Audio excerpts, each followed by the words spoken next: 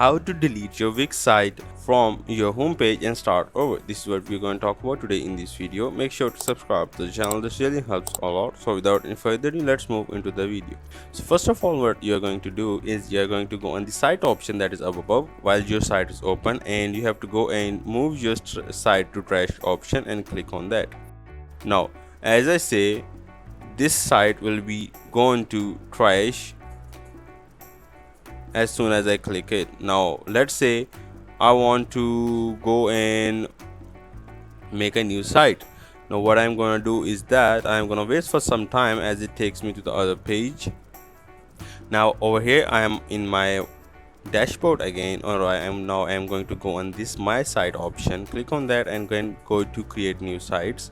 As I click on that, a new window will open, and this will ask me the question that how I want to build my website, and it will build me a new site. This is all from the video. Make sure to subscribe to the channel. If you have any question, put it down in the comment section. Also don't forget to hit the like button. Thank you.